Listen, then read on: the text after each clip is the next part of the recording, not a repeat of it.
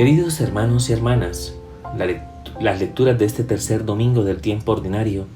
nos mueven a corresponder a la llamada de Dios para participar de la misión profética que encarna la Iglesia, anunciando al pueblo de Dios la necesidad apremiante de convertirse al Señor de todo corazón, pues el triste patrimonio de este mundo pasa inadvertido sin dejar huella en nuestras almas. La primera lectura del libro del profeta Jonás nos recuerda la llamada que Dios hace a este profeta para proclamar al pueblo ninivita la conversión de su mala vida. Levántate y vete a Nínive, la gran ciudad, y predícale el mensaje que yo te digo. Nínive era una ciudad importante del pueblo asirio, ubicada a orillas del río Tigris, en la Mesopotamia, reino que en su momento había asolado y conquistado el norte de Palestina, destruyendo la ciudad de Samaria, por lo que seguramente muchos israelitas habían sido deportados a estas tierras, dando a conocer así la fama y los signos prodigiosos del Dios de Israel. Jonás se levantó y fue a Nínive, la gran ciudad, que según el texto hacían falta 3 días para recorrerla. Entró en la urbe y durante un día estuvo paseando por la ciudad proclamando que Nínive sería destruida en 40 días. Las palabras de Jonás llegaron al corazón de los ninivitas y creyeron en el Señor, proclamando el ayuno, vistiéndose de saco y sentándose sobre ceniza, invocando al Señor con insistencia. Todo el pueblo, grandes y pequeños, incluso las bestias del campo, como signo de arrepentimiento y de conversión de su mala conducta y de sus acciones violentas. Al ver Dios la respuesta de los ninivitas al anuncio del profeta Jonás, se compadeció y se arrepintió de la catástrofe con que había amenazado a Nínive y no la ejecutó, desplegando su gran misericordia para con este pueblo. El Salmo 24 nos permite reconocer que la ternura y la misericordia del Señor son eternas y que su bondad se manifiesta reconduciendo continuamente a su pueblo por su camino, exhortándonos al cumplimiento de sus mandatos y designios, para que volviendo sobre nuestros pasos extraviados, perseveremos con lealtad en el cumplimiento de su voluntad. Tal y como lo recoge la respuesta salmódica de este domingo: Señor, enséñame tus caminos. Convertirse significa, en este contexto, reconocer humildemente nuestra mala conducta, caracterizada por una cierta autosuficiencia y un desconocimiento de la voluntad de Dios, para escuchar la voz del Señor y dejarnos, por tanto, conducir por Él al buen camino, a nuestra plena realización como hijos de Dios, apartándonos de la senda de la perdición.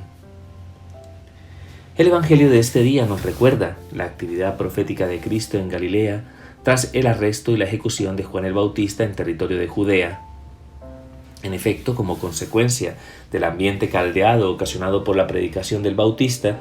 Jesús se desplaza a la región de Galilea por beneplácito divino para proclamar la buena noticia a los humildes de corazón. Se ha cumplido el plazo, está cerca el reino de Dios, convertíos y creed en el Evangelio. El anuncio de Cristo inaugura el advenimiento de los tiempos mesiánicos en los cuales se establecería un reino de justicia y de paz que traería consigo la liberación de toda enfermedad y dolencia frente a la oscuridad y el poder del mal.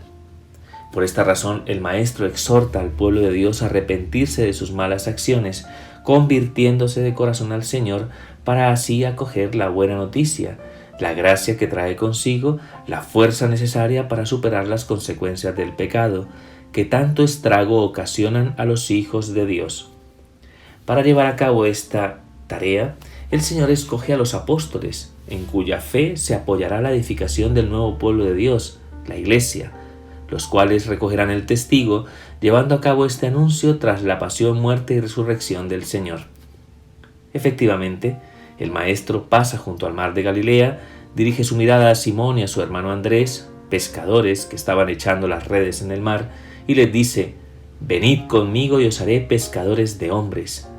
llamada a la que responden con prontitud, dejando las redes para seguirle.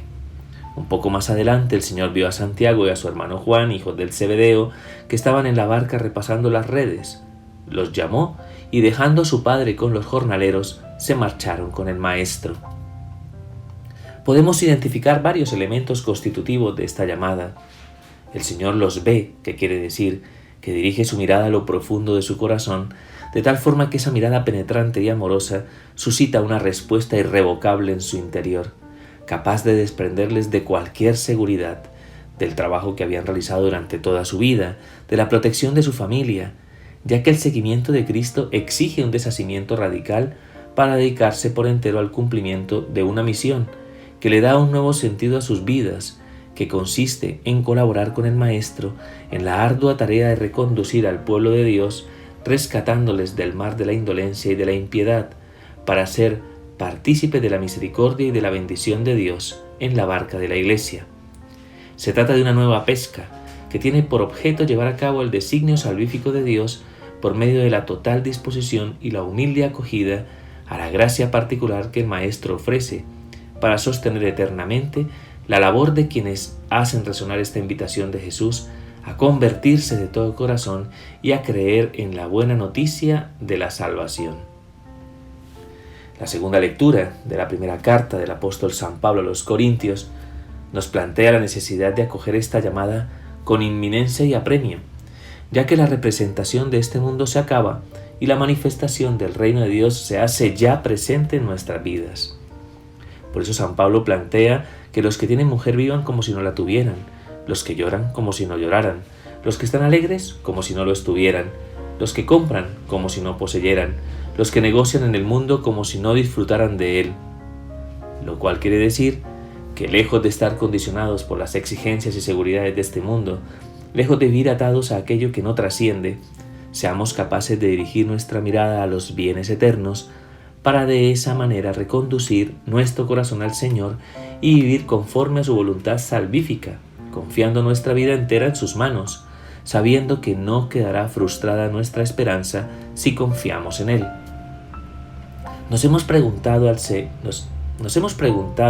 cuántas veces nos vemos envueltos en preocupaciones y angustias desoladoras como consecuencia de todo lo que acontece en este mundo caduco.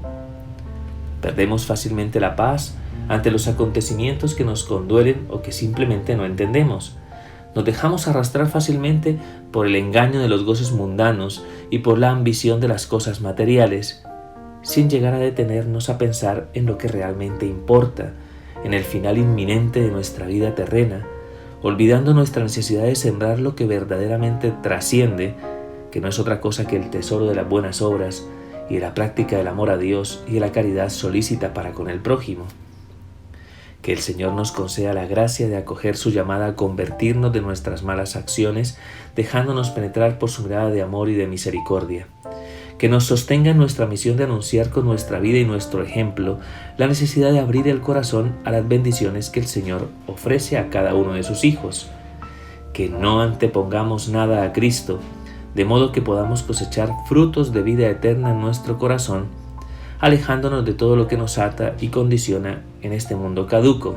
sabiendo vivir plenamente esta vida, dirigiendo nuestra mirada a los bienes eternos. Que la Virgen, nuestra Madre del Cielo, interceda por nosotros y nos alcance esta gracia. Que Dios os bendiga.